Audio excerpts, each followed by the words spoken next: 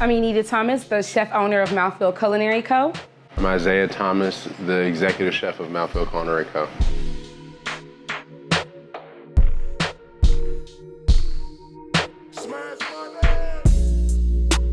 My first job, was my 8th grade summer when I turned 14, and I finally got my work permit. And I worked in a local restaurant and started washing dishes. And a year later, I was able to get into the kitchen and work full time. But my actual love came from my grandmother's kitchens. I started doing this when I was, 16 professionally. I got to work with a fine dining chef, Gunther Seeger, here in Atlanta. My mom was very big into cooking. She was a home cook. And then my dad was actually a chef in the Navy as well. So it was always something that was in my face. But I've just loved to do it since I, could remember, from family all into adulthood.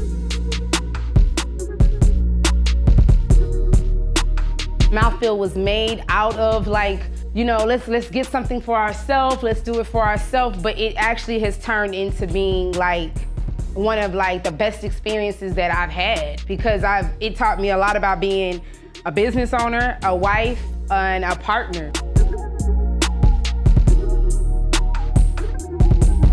We wanted to start out cooking and being a caterer because we're both chefs.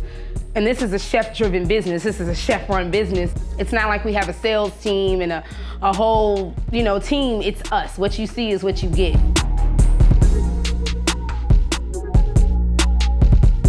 We cater, because that's what we were born from. We cater. But we also do consulting. We also do demos. We vend, we do pop-up services, we do production, craft services.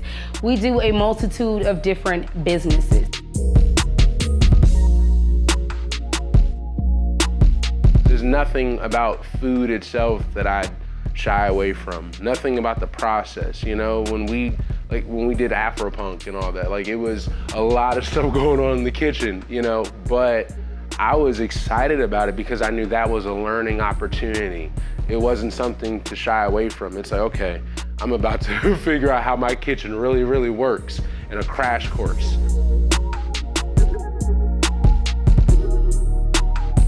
My reasons for being an entrepreneur go back to my childhood, when I seen how one of the ladies that my grandmother used to cook and clean for, I went with her one summer. And the way the lady talked to my grandma, I was kind of like, wait a minute, that's my grandma. And I was like, I knew I didn't want to work for nobody, because if getting talked to in that manner, not for no money.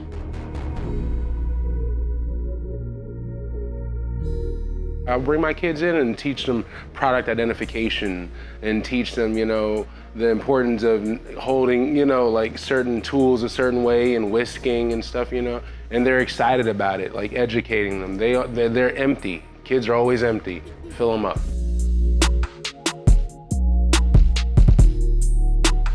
This is a big situation of navigating through this industry and allowing room to open in the community while, like I said, mentoring and training and helping others, because that wasn't there for us. It wasn't. They'll work us to death and give us a free beer at the bar at the end of the night, but can't take that beer to Georgia Power.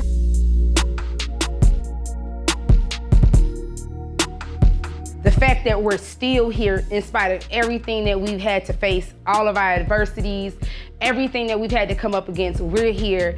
And we're not here as business partners, we're here as husband and wife.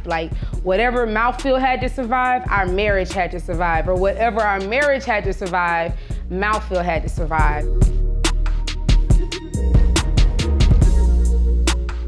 In our community, support of one another is it shows so much about us.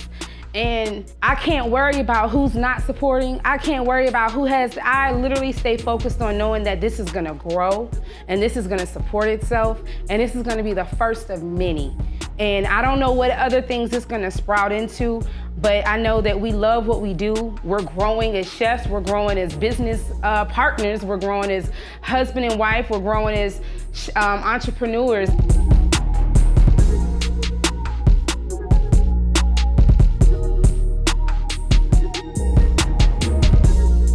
ENITA Thomas.